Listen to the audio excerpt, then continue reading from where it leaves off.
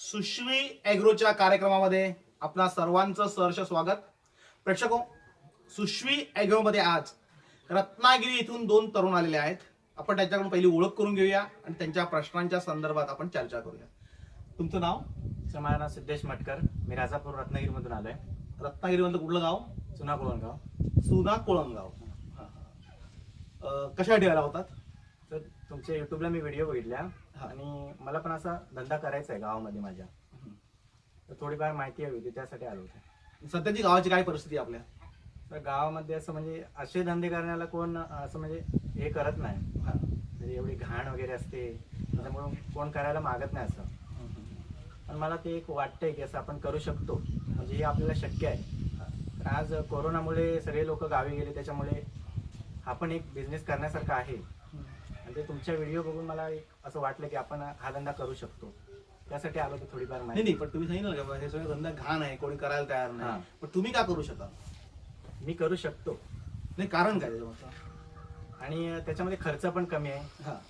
महत्वाची गोष्ट म्हणजे कमी खर्चामध्ये हा बिझनेस करू शकतो. तुमचं शिक्षण किती आहे? ग्रॅज्युएट आहे मी. ग्रॅज्युएट आहे. BA झाले. BA झालेलं आहे. त्याच्यानंतर मी डिप्लोमा इंजिनिअरिंग चालू आहे माझं आता. डिप्लोमा इंजिनिअरिंग चालू आहे. प्रेक्षको, रत्नागिरी जिल्ह्यातील हे तरुण ते आलेले आहेत. तुम्ही रत्नागिरी, नाव काय? दिनेश चौगुले. दिनेश चौगुले. राजापूर मधनं आलेले दोन तरुण आहेत आणि त्यांचं म्हणणं आहे की हा धंदा जो आहे तो हा करायला कोण तयार नाहीये. ही वस्तुस्थिती आहे. म्हणजे मी जेव्हा हा धंदा करायला सुरुवात केली त्यावेळेस अनेकांनी नावं ठेवली की हा धंदा करण्याचं नेमकं यांचं कारण काय, हाच धंदा यांनी का निवडलाय. कारण माझे इतर अनेक धंदे आहेत. मी वाडा शहरामध्ये म्हणजे पालघर जिल्ह्यातील वाडा तालुक्यामध्ये एक चांगलं बिल्डरशिप करतोय. मी इथे बऱ्यापैकी माझा व्यवसाय जो आहे बिल्डर चांगला चालतोय. म्हणजे स्वतःचे 3 वृत्तपत्र आहेत आणि इतर वेगवेगळे व्यवसाय आहेत. त्या व्यवसायामध्ये मी करत असताना लॉकडाऊनच्या काळामध्ये हा मला धंदा सुचला. 1 एप्रिलला मी सुरू केला आणि त्याच्यानंतर आज तो धंदा भरभराटीला आला. यांनी जसं सांगितलं की दुर्गंधी आहे, घाण वास येतो आणि या घाणीचा धंदा कोण करणार आहे. मात्र आज महाराष्ट्रामध्ये रोज कागदोपत्री लिहिलेली म्हणजे जी आकडेवारी खरी आहे ती 2.5 कोटी अंडी संपतात आणि 2 कोटी ह्या कोंबड्या संपतात ज्या अधिकृतपणे विक्री केल्या जातात त्या. त्याच्या व्यतिरिक्त जे छोटे मोठे व्यवहार करणारी जी लोक इथे सगळं धरलं तर आज 5 ते 10 कोटी कोंबड्या ह्या रोज विकल्या जातात, ह्या रोज खाल्ल्या जातात. मग हा एवढ्या मोठ्या प्रमाणावर ह्या कोंबड्या अंडी येतात कुठून? जर हा व्यवसाय दुर्गंधीचा आहे, हा व्यवसाय कोण करायला तयार नाही, मग ह्या कोंबड्या येतात कुठून? हे करणारे लोक आहेत. याचा अर्थ आता तुम्ही इथे बघितलं, तुम्हाला कुठे दुर्गंधी आली नाही, कुठे घाण वाटलं? स्वच्छ आहे, सर्व साफ सुथरं आहे. आपण जर घाण ठेवली, आपण नीट स्वच्छता केली नाही, आपण नीट कोंबड्यांची भांडी घासली नाही किंवा कोंबड्यांना वेळेवर खाद्य दिलं नाही, कोंबड्यांची जोपासना नीट केली नाही, तर मात्र हा धंदा घाणीचा आहे. मात्र हा धंदा हा अत्यंत चांगला, सोपा आणि साधा आहे. अगदी बऱ्यापैकी तो करता येऊ शकतो. रत्नागिरीवरून तुम्ही इथे आलात ते केवळ हा बघायला. आता बघितल्यानंतर काय वाटलं तुम्हाला? बघून एक असं पहिलं म्हणजे खूप समाधान वाटलं इथे येऊन. झाडं वगैरे आहेत, हिरवगार आहे आणि त्याच्यामधून हा बिझनेस छान रीतीने असं होतोय. करू शकता. मी करू शकतो. मी सगळ्यात तरुणांसाठी सांगतोय, आता नोकरी नावाचा जो प्रकार आहे तो जवळ संपुष्टात आलाय. नोकरी मिळते आता? नाही. नोकरी मिळाली तर ती 8-10 हजारामध्ये मिळते आणि आपला रोजचा खर्च जर आपण बघितला तर कोणी कसाही खर्चाची आकडेवारी मांडा, म्हणजे आपण सकाळी उठल्यापासनं तर संध्याकाळी झोपेपर्यंत आपण जो काही खर्च करतोय तो खर्च काढा. सकाळी आपण टूथब्रशने दात घासतोय, तेल लावतोय, साबण वापरतोय, इथपासून तर एकदा नाश्ता करतोय, 2दा जेवण करतोय, घरामध्ये लाईट वापरतोय, या सगळ्या गोष्टी, आणि आपण पेट्रोलची गाडी असल्या पेट्रोल आपण वापरतोय. या सगळ्या गोष्टी जर बघितल्या तर आपला रोजचा खर्च हा अंदाजे 500 रुपये. म्हणजे 500 रुपये जर आपला रोजचा खर्च असेल प्रत्येक माणसाचा, तर आपल्याला महिन्याला 15,000 रुपये खर्च आहे. आणि 15,000 रुपये आपल्याकडून जात असताना आपला इन्कम जर 8 ते 10 हजारची नोकरी करण्या इतपत जर आपला मानसिकता असेल तर आपण तो लॉसचा धंदा करतो किंवा लॉसची नोकरी करतो. आपल्याला 15,000च्या वरती पैसे जर मिळणारी नोकरी असेल तर ती करायला हरकत नाही, कारण आपला खर्च वजा जाता आपल्याला बऱ्यापैकी बेनिफिट मिळाला पाहिजे. पण सध्याच्या काळामध्ये तो प्रकार संपला, म्हणजे नोकरी नावाचा प्रकार हा जवळजवळ संपुष्टात आलाय. अशा वेळेस नेमकं करायचं काय, तर कुठलाही धंदा करा, म्हणजे बूट पॉलिश पासून तर तेल मालिश पर्यंत तुम्हाला जो धंदा जमेल तो करा. किमान दिवसाला 500 ते 1000 रुपये आपल्या खिच्यामध्ये आले पाहिजेत, खर्च वजा जाता, तर आपला घर संसार चालू शकतो. नाहीतर आज कागदोपत्री नाही आहेत, त्या गोष्टी पेपरमध्ये येत नाहीत. मात्र मोठ्या प्रमाणावर तरुण तरुणी या आत्महत्या करतायत. म्हणजे शेतकऱ्यांच्या आत्महत्या रोज होत आहेत. शेतकऱ्यांच्या आत्महत्याकडे आता कोणी बघायला तयार नाहीये, सरकार बघायला तयार नाहीये, लोक बघायला तयार नाहीयेत. मात्र शेतकऱ्यांच्या आत्महत्या वगळता तरुणाईंच्या आत्महत्या, म्हणजे मुलं आणि मुली ज्या आत्महत्या करतात त्या जर तुम्ही बघितल्या तर त्या मोठ्या प्रमाणावर होत आहेत. त्याला कारण असं की आपल्याकडे आता रोजगार नाही आणि दुसरीकडे प्रचंड मोठ्या प्रमाणावर लोक पैसा कमावत आहेत, चांगले चांगले बिझनेस करतायत. म्हणजे जर युपी बिहारचा माणूस येऊन महाराष्ट्रामध्ये स्वतःचा धंदा उभा करतोय, आपली पोरं त्यांच्याकडे कामाला ठेवतोय, आपले धंदे तो ताब्यात घेतोय. म्हणजे तुम्ही बघा, रस्त्यावरच्या दुतर्फा ज्या गाड्या लागलेल्या असतात किंवा जे धंदे लागलेले असतात त्याच्यामध्ये कुठलाही आपला माणूस नसतो. म्हणजे तुम्ही राजापूरमधून आलात, रत्नागिरीमधून आलात, मी जवळजवळ 5 ते 6 वेळा रत्नागिरी राजापूरमध्ये आले आहे. मला माहिती आहे तिथली परिस्थिती, की मुंबईमधून जी लोक राहतात ती काही पैसे वाढवतात, त्याच्यावर ही घरातली लोक जगतायत, कुटुंब जगतायत. आता मुंबईमधल्या नोकऱ्या संपल्यात, म्हणजे एक पिढी आता पूर्ण संपलेली आहे.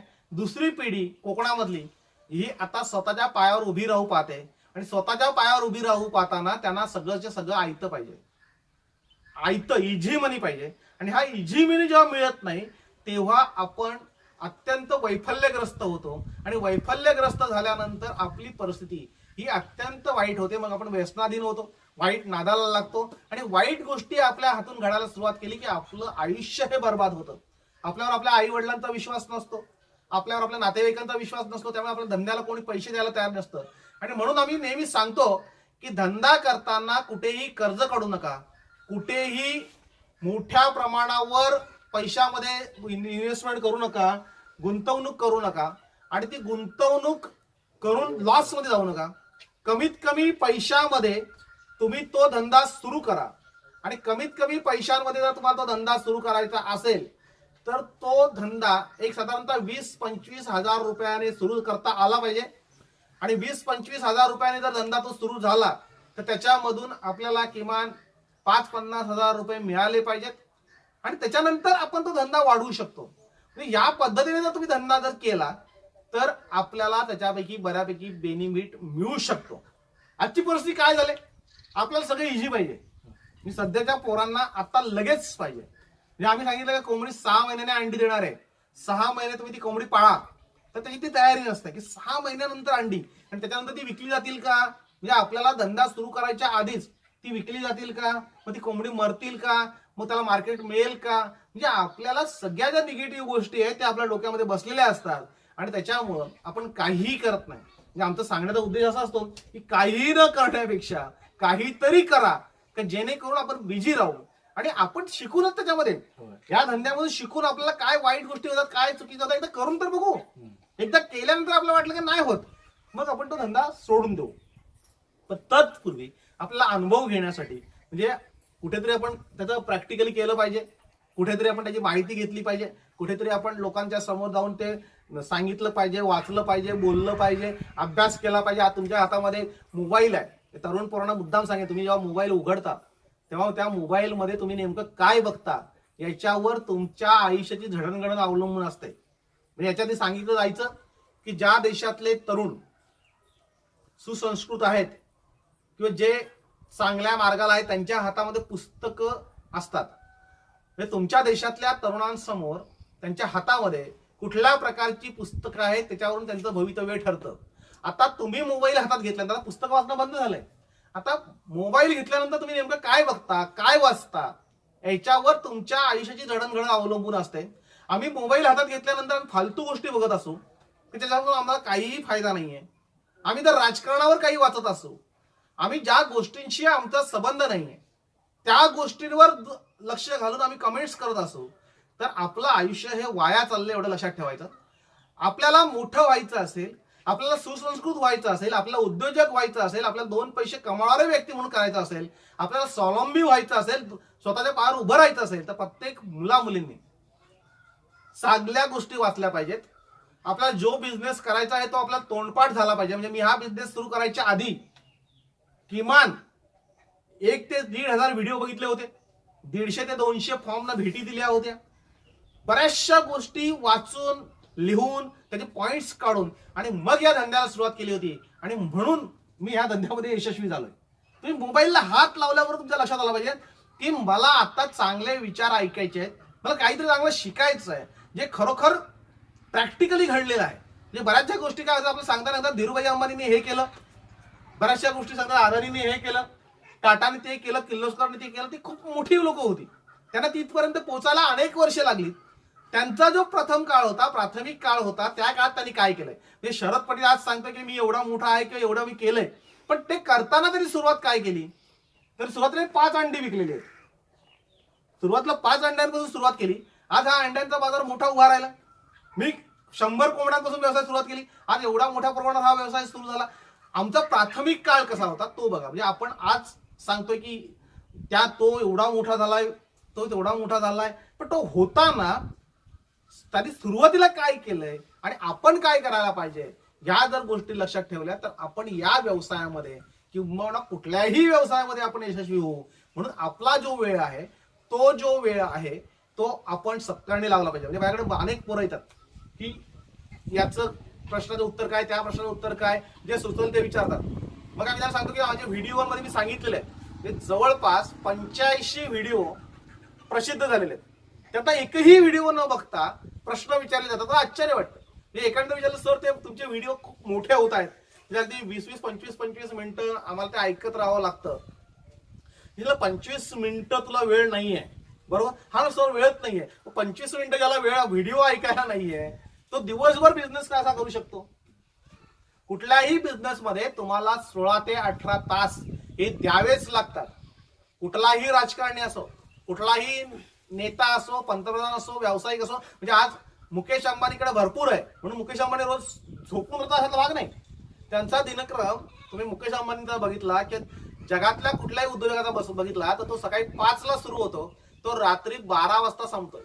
सकाळी 5 ते रात्री 12 वाजेपर्यंत ही यशस्वी लोकही काम करतायत आणि आमच्याकडे 25 मिनिटाचा व्हिडिओ ऐकायला वेळ नाहीये. मग आम्ही मोठे कसे होणार? आपल्याला जी गोष्ट आत्मसात करायची आहे. म्हणजे मी काही व्हिडिओ 50-50 वेळा बघितलेले. काही ज्या गोष्टी कळल्या नाही त्या लोकांचे व्हिडिओ, इतरांचे व्हिडिओ आम्ही बघताना ते 50-50 वेळा बघितले. तेव्हा कुठं लक्षात आलं अरे हो हे इथे चुकलंय आपलं, हे इथे आपण करायला पाहिजे होतं. त्याच्यामुळे नोट्स काढले गेले. आपल्याकडे व्हिडिओ बघायला 25 मिनिटाचा व्हिडिओ बघायला जर वेळ नसेल तर मेहरबानी करून हा व्यवसाय तुम्ही करू नका. हाच काय कुठलाही व्यवसाय करू नका. ज्या व्यवसायात तुम्हाला जायचं असेल त्या व्यवसायामध्ये पूर्ण गुगलवर माहिती घ्या. त्या संदर्भातली पुस्तकं अनेक नामवंत लेखकांनी लिहिलेली आहेत, त्या पुस्तकांचं वाचन करा. तुम्हाला आमच्यासारखी जी प्रॅक्टिकली लोक करणार आहेत ती काही सांगतायत त्या गोष्टी तुम्ही ऐका. आणि या गोष्टी ऐकल्याशिवाय, त्या गोष्टींचा पूर्ण अभ्यास केल्याशिवाय कुठलाही व्यवसाय सुरू करू नका, नाहीतर तुम्ही 100% फसाल. तुमच्याकडे तर वेळ नसेल या सगळ्या गोष्टी ऐकायला, म्हणजे माझ्याकडे सांगायला वेळ आहे, माझ्याकडून हे सगळे व्यवसाय करायला वेळ आहे आणि तुम्ही काहीच करत नाही आणि तुमच्याकडे ऐकायला वेळ नाही. याचा अर्थ तुम्ही तुमचं आयुष्य हे दुसरीकडे डायव्हर्ट करताय, तुम्ही तुमचा वेळ घालवताय. पूर्ण 24 तास तुम्हालाही दिलेले आहेत, 24 तास मलाही दिलेले आहेत. या 24 तासामध्ये मी अनेक गोष्टी करतोय आणि तुम्हाला फक्त जर व्हिडिओ ऐकायचा नसेल, तेवढा तर तुमच्याकडे जर वेळ नसेल तर तुम्ही कुठलाही व्यवसाय करण्याच्या लायकीचे नाहीत, एवढं लक्षात ठेवा. माझा त्या दोन्ही तरुण मित्रांना अगदी रत्नागिरीवरून आले, तुम्ही 2 व्हीलरवर आलेले दिसताय. 2 व्हीलरवर रत्नागिरीवरून खास व्यवसाय बघण्यासाठी आलेले आहेत. ज्यांच्यामध्ये ही जिद्द असते, त्यांच्यामध्ये काहीतरी बघण्याची, काहीतरी माहिती घेण्याची, काहीतरी जाणून घेण्याची जी मानसिकता असते, हीच मानसिकता भविष्यातले उद्योजक घडवते. तुम्हाला दोघांना मी शुभेच्छा देतोय. आणि हाच नाही, कुठलाही व्यवसाय करा, फक्त व्यवसायाची त्रिसूत्री अशी आहे की पहिल्यांदा त्या व्यवसायाची माहिती घ्या, त्याच्यानंतर ती प्रॅक्टिकल करा आणि मेहनतीने तो धंदा उभा करा.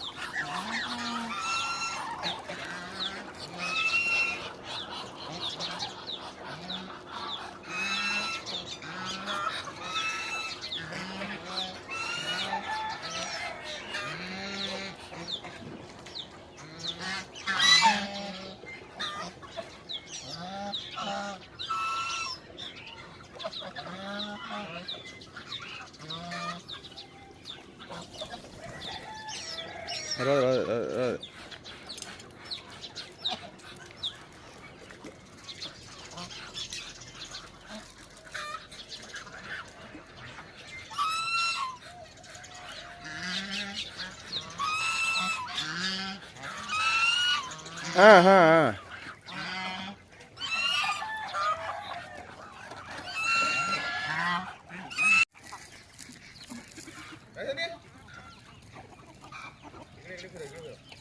काय सांग या